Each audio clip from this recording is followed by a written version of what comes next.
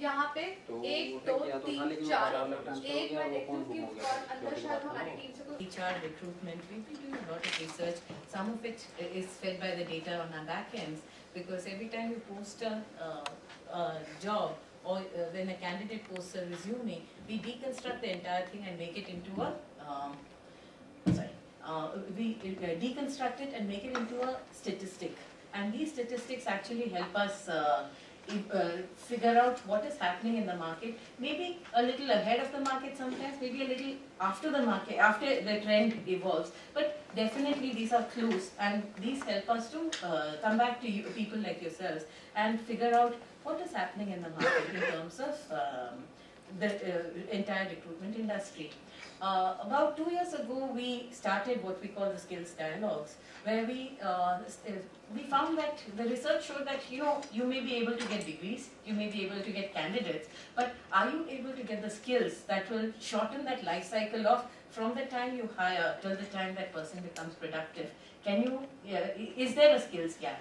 And we've had roughly about, I think, 22, 23 dialogues like this. With first multi-purpose and then specific to different industries.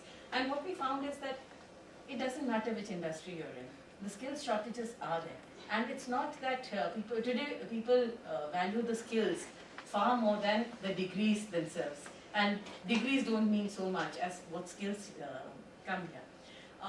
This is why we started talking to industry after industry, and we thought that if these gaps have to be plugged in, we have to have academic institutions as part of the network. Otherwise, we'll be discussing something and we probably write about it once, but beyond that, can we fix it? Long term, are there fixes? And that is why this whole conversation began. Consulting, it's the first time consulting is such a diverse kind of reach, and if you talk about skills, it's not one skill or the other. Having said which, I thought that there are ways of bucketing them and figuring out what are the skills that you actually need. There are some common skills, there are some specific skills depending on which industry which part of consulting you're in.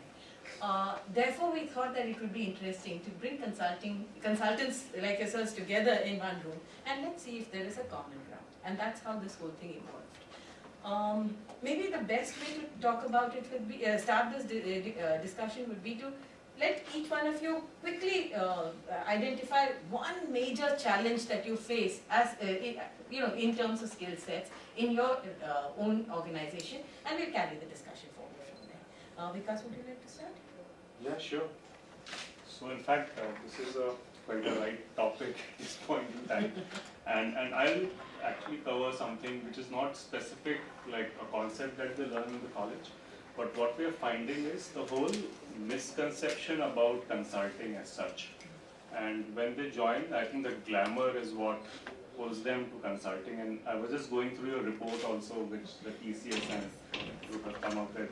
I think consulting ranks very high as something that everybody aspires to be. But when they come in, then the whole shock of the travel, the charm of traveling every day goes away very quickly, and then you start missing that work-life balance starts coming in. But I think the more important aspect, what's happening today when we are hiring students, we see that they come with fixed concepts that they have learned in school. They're not being exposed to research methodologies.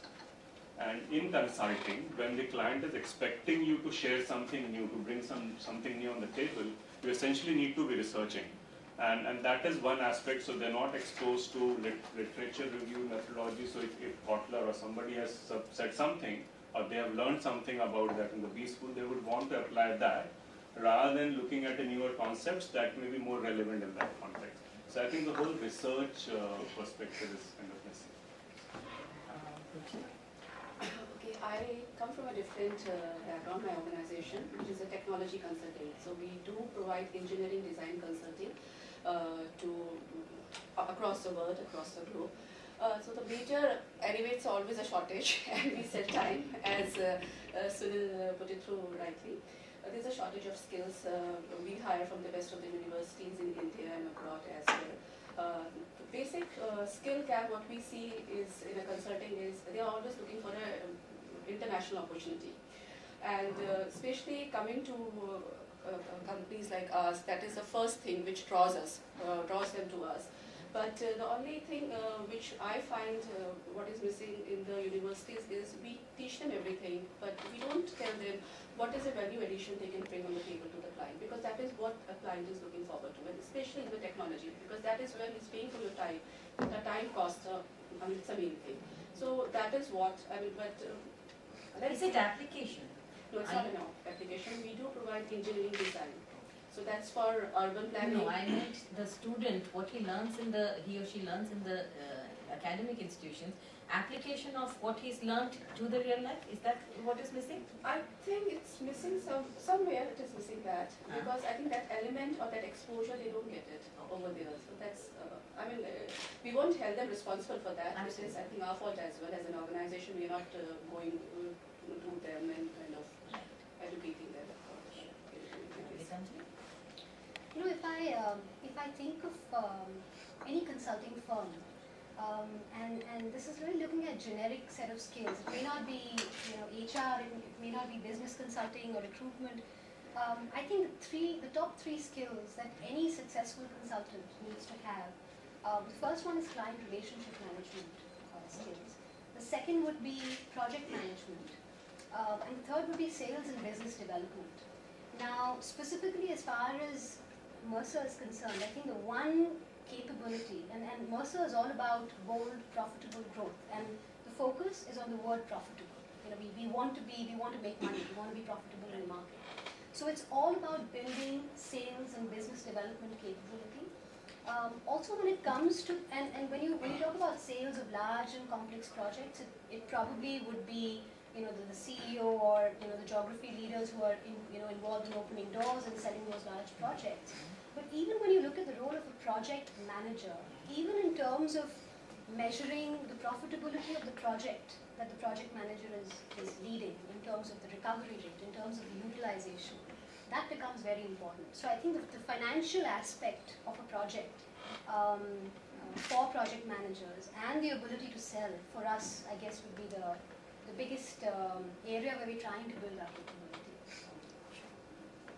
Yeah, so we're a HR consulting firm, especially in talent acquisition, and most of our guys, consultants, deal with the people. So typical competency when we look and when they hire them, this is the only HR function which is a sales-driven one. It's a purely business. We are not supporting anybody, we are making business out of it. So the most important competency which we realized and which we have started doing, that we do the brain mapping, where we realize that the people who have been with us for 10 years or 8 years are very high on EQ. So we are hiring people after doing the brain mapping who are very high on EQ, because if you really see the subject matter expertise, whether I had from IMI, if I had from Sharda, if I have had from anywhere else, the people who have been very, very successful with us are very, very high on EQ.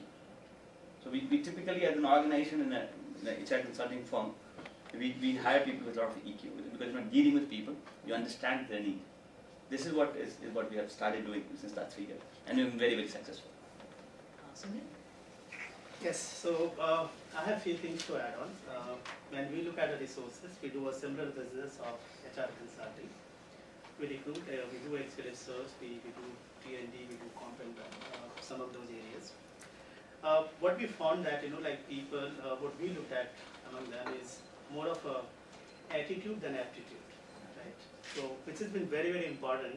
We have seen people coming with a very good academic backgrounds, thorough, everything is, like neat and organized, but still they do not succeed. And some of the people, those who have a go-getter attitude, no, I'll do it, you give me this and I'll succeed this. They have succeeded a lot. Apart from that, if you look at, we also look at understanding of the industry. Interest is very important. See, knowledge is a different thing and understanding is a different thing. Knowledge, you can have it once you work in the industry for some time and you get into a deeper. But understanding comes based on your interest. If you are interested, you will always go around and you'll read it. Either you are coming from a business school or you will experience professional in the market. Irrespective of your competency and the specific functional area, you always have some knowledge on it, right? So we always give an importance to those things, and I think we have succeeded a lot. We did some complete reverse hidings against our parameters, and we succeeded well into that as well. I come in from a very different sector altogether. It's called the real estate advisory space, which is very distinct, not very organized in this country as of now. There's a Jones Lang LaSalle, which is like a James Bond in this space, and they would extend end-to-end solutions, anything or everything to do with real estate advisory. So it's joined by the likes of, let's say, a C.E. Richards Ellis or a Cushman and Wakefield, and smaller players like Knight Frank and Johnson's Controls, and then you have smaller boutiques. So it's not a very organized sector. And then I also represent a very new age business here called Integrated Facilities Management. Now this business is very people intensive. The country is now waking up and embracing the idea of outsourcing facilities management, because let's say, for example, an Infosys today has realized that it's not cost effective for them to have a huge in-house team of 40 people running facilities.